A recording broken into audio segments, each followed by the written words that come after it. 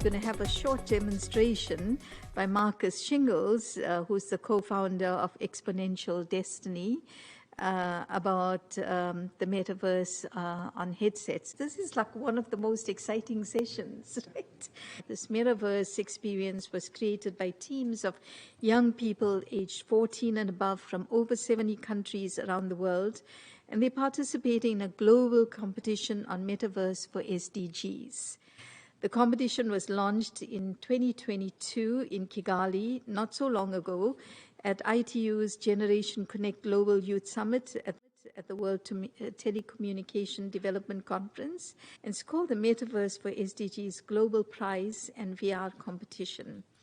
They even have a lab, and I can't wait to go to the lab where you, and all of you are invited to the lab. In the Metaverse for the SDGs lab, the semi-finalist VR experiences that were submitted for each SDG by the top performing teams in the global competition will be demonstrated for STI attendees who will experience the SDG fully immersed using these virtual reality headsets. Now, can you think of anything more exciting than that? So, Marcus, give us a preview. Sure. We'll start off with my colleague Samantha, who's the project lead. Hello, everybody. My name is Samantha. It's an honor to be here and address you all. I'm 22 years old. I grew up and graduated from a public high school in South Central Los Angeles, a low-income and marginalized community, and I'm the first generation in my family to go to college. I'm one of the leaders at Exponential Destiny, an educational nonprofit that we founded about 2 years ago. Our group is predominantly a group of young leaders from low-income communities and marginalized communities that provide mentorship and digital upskilling to youth in similar communities. We primarily work with public schools in these underserved communities to explore the potential of introducing new innovations in their classrooms. We have been conducting extensive pilots and research by introducing virtual reality and the metaverse to students, school administrators, and teachers. I love mentoring my peers, as I've been digitally upskilled by Exponential Destiny's mentorship program, as shared in this BBC article. There's been a lot of hype around the metaverse lately, but let me break it down to you. I learn specifically by immersing myself in experiences. Show me, don't tell me if you want me to learn. At my high school, we didn't have a budget for classroom basics, let alone expensive class field trips. So having learning experiences was not always an option. Well, with virtual reality, this is where it comes in. With VR, a teacher and her students can reimagine and even create lifelike simulations that provide what we at Exponential Destiny call immersive and experiential methods of learning. And when you incorporate edutainment and gamification techniques, you start to realize the real power of this immersive medium as a new tool for education and learning. And here's the good news. VR technology has hit an inflection point in recent years, where it is higher quality, finally low cost, and scalable even for under-resourced schools. So this is what we do at Exponential Destiny. We bring VR headsets into classrooms where we teach students and teachers how to reimagine and even create new curriculum around important subjects using VR immersive softwares that is no more complicated or expensive than PowerPoint, but in 3D. Like you see here, this is a work we did with the Florida School District, and with our help, students and teachers created this Blue Zones experience to learn more about healthy living on a budget. We also created a second experience where we created a curriculum in VR with the students to help teach about financial monthly budgeting. This is how I learned actually how to do my taxes as well. Just imagine a group of students coming with their VR headsets and meeting in an environment like this to learn. And as a nonprofit, we are fortunate enough to have partners and sponsors that donate time and financial resources to fund our research and work with these schools. And there is early efficacy data that backs up the significant potential of this new form of immersive and experiential learning. There's a 2020 study from the consulting firm PricewaterhouseCoopers. This study took 3 methods of training for 3 groups of learners. One was the traditional classroom style, the second was a digital online method, and the third was training completely in VR. All trained on the same subject, but using these 3 different methods, and here were the results. VR learners versus classroom learners were 4 times faster to train. VR learners had 275% improved confidence to apply their skills after training. VR learners were 3.75 times more emotionally connected to the content than their classroom learners. And VR learners were 4 times more focused than their e-learning peers. These are impressive results, right? A point of this study is that it's more focused on corporate training learners and not the typical high school learners. So that's what we're optimistically exploring if we can achieve similar results with public high schools in marginalized communities. We don't think VR is a silver bullet solution, and VR even has some societal risks like addiction and isolationism.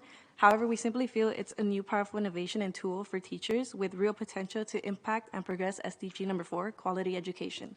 Our website, exponentialdestiny.org, has a tab labeled Our Research Results, where you can learn more. And with that, I'd like to introduce my colleague, Marco Vargas.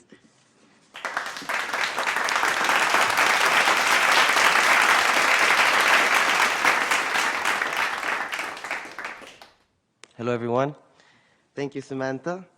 My name is Marco, and like Sam, I was born and raised in South Central Los Angeles. I'm a first-generation college student and a proud co-founder of Exponential Destiny. This is me and the Exponential Destiny leadership team last February 28th in Geneva at the UN headquarters, delivering the opening keynote at the ITU GSS 20 Summit. Our keynote was to discuss the emerging metaverse and how it may apply to the UN 17 SDGs. At Exponential Destiny, we wanted to do more to engage young people around the world in learning how to participate and even create in the metaverse, considering it was being called the emergence of the next generation of the internet. Therefore, at the end of our keynote, we announced that we would be launching a global competition to help mentor, train, and teach people new skills in VR. We call this fun educational initiative the Metaverse for SDGs Global Prize in VR Competition. We thought it was a great idea, not just for a fun way to teach an emerging relevant new digital skill, but also just, as you saw, the efficacy data for VR training that Sam shared.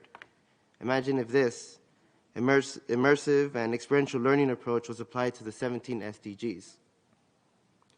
So besides upskilling, the goal of the competition was to incentivize students, teams to explore how the immersive and experiential experiences in VR may be used to build education, awareness, and empathy around the UN 17 SDGs. So we announced the competition with the support of the ITU in Geneva at the GSS 20 Summit last February, and then we were invited to officially launch the competition, provide skills training, and help teams register in Kigali, Rwanda at the ITU Generations Connect Global Youth Summit in June.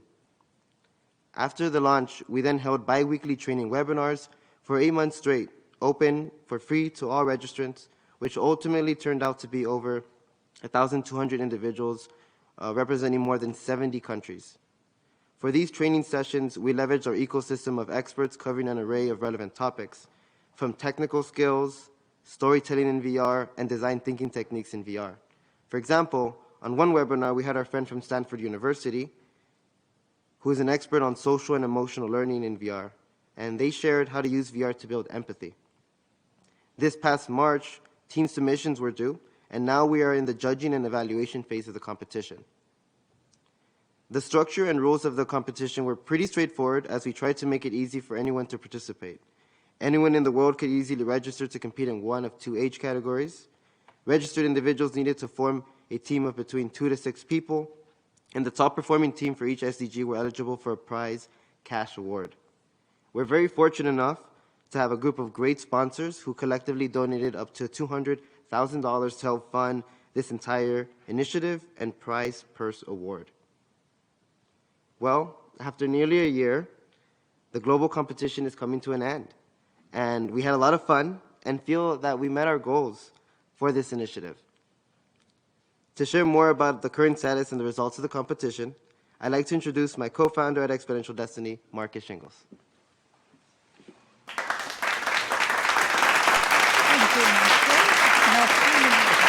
Yes. Well, the best, you saw the best part, so expectations are high now. This is pretty fun stuff, isn't it? The competition we ran. So let me just share a little bit with where we are. We did have about 1,200 people register for the competition. They formed 260 teams. And it was from over 70 countries. There's a list of the countries. Interestingly enough, because we launched it in Kigali, Rwanda, over half of the participants of the 1,200 were from Africa. Our goal was to stop the equity in terms of access to technology, so we're really happy that we went to a lot of countries, and we actually provided headsets. We gave out free headsets to those that couldn't afford it, and we had a whole network that we worked with. So for example, in Africa, there's a gentleman, Paul, here, who runs the African VR Center in campus. We paid for his travel, for him to go around to different parts of Africa and actually distribute headsets, which we donated. and get it out to people in his community so they could compete in this competition. And then we trained them through the video seminars that we talked about, and Paul also did some hands-on training. So these were photos he just sent us recently with them getting all the headsets we shipped from California out to Africa. And we also had a contingency in Africa that ended up being our Exponential Destiny team from Africa, because we had such high participation levels. And these great individuals actually did a summit in Nigeria, you see here, where they registered and they did demos. Again, this is a powerful way to bring the SDGs into an immersive experiential method of learning as a way for young people to really understand it, build empathy in education. We also went to Guatemala, we went to El Salvador, we went to Panama, we gave headsets out to people that couldn't afford them, we worked with university students, with schools, and we created this community. In the United States, we did quite an extensive work in Chicago, South Central Los Angeles, Nebraska. And so these are all the communities. It was really a great year getting out there and making sure that communities that don't normally get this technology, if you think about it, they were probably the first schools to get the technology because it was so new, right? So meanwhile, these are the schools that are usually the last to get this technology. When you're wondering with the competition, what SDGs did teams select? Interestingly enough, the top was quality education. Number 2 was gender inequality. 3 was good health and well-being, but we did have representation for all 17 SDGs. Age groups, we are happy that over 80% were under the age 25. 20% were 14 to 18-year-olds. We also had a great split of male and female, so that was very encouraging. The thing about the virtual reality development, it used to be very technical coding. Now it's a creative process. It's almost like PowerPoint in 3D, so left brain and right brain participants could be involved. The other thing we're proud about is out of the 1,200 participants, 75% or more had never used VR. So we were really getting skills training for people who had no exposure. And when you ask people, why did you sign up and register for this competition and work with us over the last year to build these spaces with your teams, they said the first reason was, I want to improve my knowledge and have a relevant skill set. And 2, I'm passionate about the SDGs. Kind of in final conclusion here, we had the competition, and where we are today is we've narrowed it down to 34 qualified submissions that we have virtual reality experiences for. Now here's the fun part, because you mentioned that we have an SDG lab in conference room 9. We will be there after this session through 6 o'clock. Come by there because we can actually take you into the virtual reality experiences, and we have the teams here who are actually in their avatars live from Africa, from Indonesia, who will talk to you. They're up, some of them are up middle of the night, so hopefully some people come by our lab because they're ready to talk to you. If you're interested to see some of the creations that people made. For example, these were some 16-year-olds who they were from Colorado. They teamed up with this young person from India. They didn't know each other before the competition, but they formed a team and they created an extraordinary environment to learn about SDG 15, life on land, and combating desertification. So you can come see that experience. This nonprofit that works with teens, Focus on Change, this is a great group. Linda and her team, they built something with looking at all 17 SDGs. You can go through their campus. These 2 teachers from Canada, using design thinking and educational principles, actually went into VR and created a whole curriculum around life below water, an immersive experience. You can tour that. These students from Guatemala are math students. They actually created a whole curriculum in VR to teach trigonometry and geometry, which if you think about it, in spatial environments, 3-dimensional, it's great to teach geometry. So they created a whole experience around that, around quality education. These 2 individuals from Indonesia created something around quality education as well. And then the last one, which we're going to give you a little sneak peek, was this group from Rwanda, the MetaDevs team. And for that, hopefully the audio works. I want you to hear it directly from them. This was their team submission video, and you'll see a little bit of their video. This is pretty extraordinary what this group did. So take a listen. Hello, virtual world. What's poppin'? We are the MetaDevs team. Hello, my name is Inezon Bukena. I am 18 years old and I'm a senior at Thunder Coding Academy. I'm also the team leader of the MetaDevs. I learned about the Metaverse competition through a friend who attended the official launch down in Kigali. When I heard about it, I was very curious because I am that person.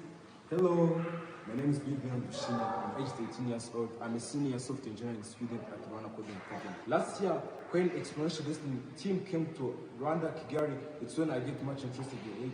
Hi there, I'm Shingo Sugira, a high school student from Rwanda Coding Academy. I joined the competition and I've enjoyed the journey so far. Hey, my name is Melissa, I'm 17 years old, and when we heard about the Metaverse for SDGs competition, we need just one more chance to do something for our communities. We can assert that our commitment and determination has given birth to a really exciting experience. Our SDG of choice is SDG number 16, which is strong institutions, peace, and justice. And the reason why we chose this, it has a link to our country and its history, particularly the 1994 genocide, which made tremendous changes in our country. And with this, we thought we can help people make better choices through learning from history. So our solution embraces education in a very innovative way, whereby it helps people learn from historical events. Our idea is centered around an interactive experience that invokes empathy and encourages people to see the impact of their choices. It also emphasizes the power of responsibility and accountability in positions of power. Personally, as we done experiences in the metaverse, I realized one thing in real life. I developed an empathy for peace, justice, and strong institutions, which will help to improve our real world. See you in the Metaverse! So what you're seeing here is a tour of their actual space. They built it so you go into different scenarios, like a judge being bribed in a courtroom, and you have to make decisions about what you would do. And depending on your decision, it brings you into a different portal based on if you make a right decision or a wrong decision. And you learn about history where things like that actually took place. For example, here's another situation where you see the police abusing their power, and it resembles a true historical event. Here's a situation with a company that's trying to have influence over the government. Pretty interesting stuff, right? These students created this themselves. The thing that we've learned from an educational pedagogy for virtual reality learning is students, when they create in these environments, like preparing a book report, but this is the new generation of preparing a book report, by creating the environment using PowerPoint skills in these spaces, they will always remember that topic. They will learn that topic. It's an extremely powerful, so we're trying to see if we can use that as a new way to transform education. The last thing I'll mention, just in wrapping up here, is as we talked about the goals of the competition, we do plan on giving out $100,000+ to the winners when we get through the final review. We'll announce that later this year. Our larger vision is this is one step where hopefully one day we have this metaverse for the Sustainable Development Goals, which is like going to the virtual library to really build empathy through immersive experiences around the Sustainable Development Goals like you're seeing here. And eventually, and this is where the ITU comes in, they'll work on all the interoperability, so no matter what type of device or hardware or software you use, you can access this metaverse for the SDGs to learn about the power of the SDGs. I want to thank the Exponential Destiny team. That's our whole team. We've got some people back in California and Michigan, as well as in Africa. Also, thank you to the ITU leadership team. And then a special thanks, you can all agree that Samantha, who was the first speaker, was the project lead, and she just did a tremendous job this last year. It's worth mentioning the donations we received as a nonprofit were from the Honest Company, BSB Design, Multicore, DTV, Brian Chadwick, and BlendHub, who all had a passion for their SDGs. They made it possible. And the Virtual World Society gatherings, Mesmerize, Engage also gave us free software to leverage during the competition. If you're interested in running your own customized metaverse for SDGs for your own school, your community, or country, we'd love to do this model again with anyone as a nonprofit, young people, mentoring young people. It's a really effective model. Please reach out to us. info@exponentialdestiny.org is our email, and please visit the exponentialdestiny.org website or the SDGMetaversePrize.org website around the competition. And we hope to see you all at our lab here in 20 or 30 minutes. Thank you.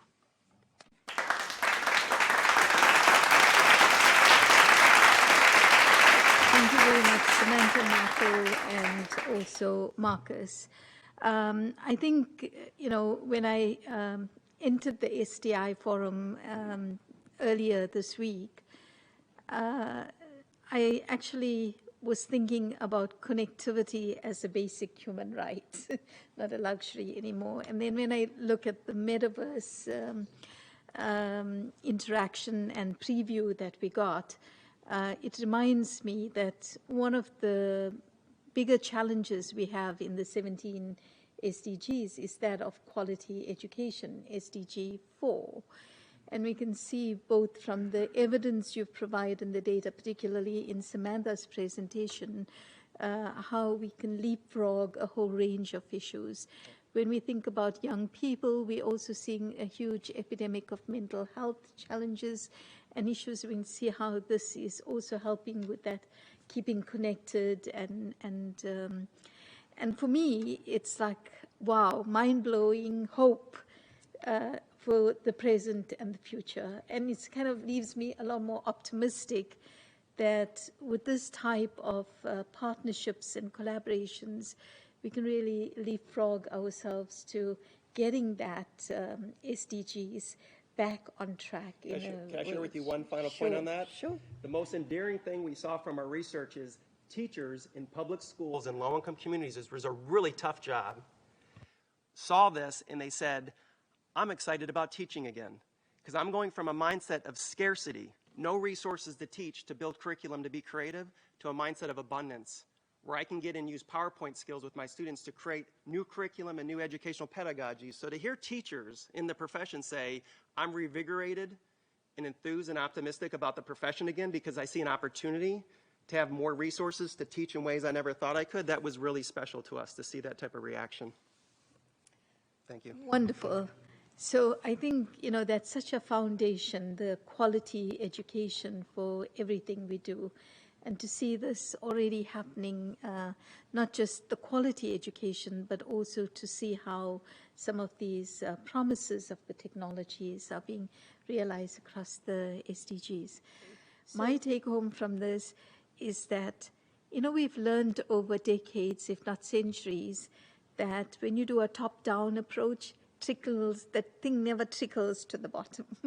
But we've seen in this particular session how a bottom-up approach leads to rapid amplification and diffusion and huge impact. So to me, that's like, wow, really inspiring. So let's go, Marco. Any final comments? I would just add that as a lot of organizations are working on bridging the digital divide, improving access to internet, I think it's important that as we are working on bridging the digital divide, we also are teaching young people and leapfrogging them into an emerging technology sector job. That means upskilling them and reskilling them, so that way when they do have access to internet, they're not behind and they're actually ahead. So that's why we do what we do. That's amazing. Samantha? I just want to add a final comment about quality education because that's what I went to school to study. I wanted to be a teacher, but I kind of leapfrogged my way to teaching in a different way and a different subject specifically, but making sure that everybody's getting the same opportunities, whether it be technology-based, education-based, just upskilling and making sure we all have the same opportunities. And then Marcus? I just, thanks for everybody's time. Thank you for listening. Appreciate it. Okay, and then it's with great pleasure that I hand over to Lana. So thank you all again. This was a really inspiring session. And just as a reminder to everyone, of course, the Metaverse Lab is open. It is open now until 6 p.m. in Conference Room 9, from 3 to 6 in Conference Room 9 today, and tomorrow from 1:15 to 2:30 in Conference Room D. Thank you all.